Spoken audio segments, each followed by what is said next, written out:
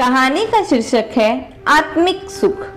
बनारस में एक चर्चित दुकान पर लस्सी का ऑर्डर देकर हम सब दोस्त यार आराम से बैठकर एक दूसरे की खिंचाई और हंसी मजाक में लगे ही थे कि एक लगभग 70 से 75 साल की बुजुर्ग स्त्री पैसे मांगते मेरे सामने हाथ फैलाकर खड़ी हो गई। उनकी कमर झुकी हुई थी, चेहरे की झुर्रियों में भूख तैर रही थी। नेत्र भीतर को धसे हुए किंतु सजल थे। उनको देखकर मन में न जाने क्या आया कि मैंने जेब में सिक्के निकालने के लिए डाला हुआ हाथ वापस खींचते हुए उनसे कहा, दादी लस्सी पियोगी? मेरी इस बात पर दादी कम अचंभित हुई और मेरे दोस्त अधिक, क्योंकि अगर मैं उनको पैसे देता तो बस 5 या 10 रुपए ही देता, लेकिन लस्सी तो 25 रुपए की है।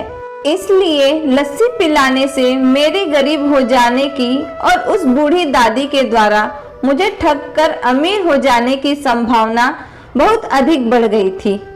दादी ने संकुचाते हुए हामी भरी और अपने पास जो मांग कर जमा किए हुए 6-7 रुपए थे वो अपने कापों हाथों से मेरी ओर बढ़ाए। मुझे कुछ समझ नहीं आया तो मैंने उनसे पूछा कि किस लिए?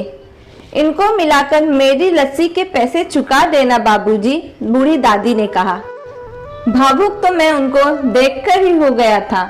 रही बची कसर उनकी इस बात ने पूरी कर दी। एकाएक मेरी आंखें छलछला आई और भरभराए हुए गले से मैंने दुकान वाले को एक लस्सी बढ़ाने को कहा। उन्होंने अपने पैसे वापस मुट्ठी में बंद कर लिए और पास ही जमीन पर बैठ गई। अब मुझे अपनी लाचारी का अनुभव हुआ, क्योंकि मैं वहां पर मौजूद दुकानदार और दोस्तों और कई अन्य ग्राहकों की वजह से उनको कुर्सी पर बैठने के लिए नहीं कह सका। डर था कि कहीं कोई टोक ना दे, कहीं किसी को एक भीख मांगने वाली बूढ़ी महिला के उनके बराबर में बिठाए जाने पर आपत्ति ना हो जाए। लेकिन वो कुर्सी जिस पर मैं बैठा था मुझे वो काट रही थी।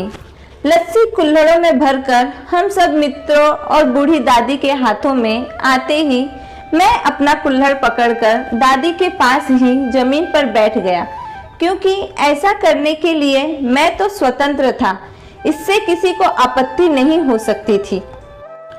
हाँ, मेरे दोस्तों ने मुझे एक पल को घूरा, लेकिन वो कुछ कहते उससे पहले ही दुकान के मालिक ने आगे बढ़कर दादी को उठाकर कुर्सी पर बैठा दिया और मेरी ओर मुस्कुराते हुए हाथ जोड़कर कहा, उस पर बैठ जाइए साहब।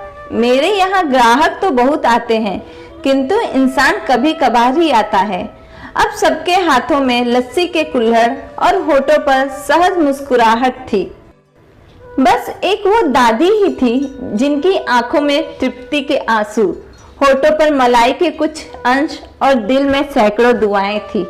न जाने क्यों जब कभी हमें 10-20 रुपए किसी भूखे गरीब को देने या उस पर खर्च करने होते हैं तो हमें बहुत ज्यादा लगते हैं, लेकिन सोचिए कि क्या वो चंद रुपए किसी के मन को तृप्त करने से अधिक कीमती है?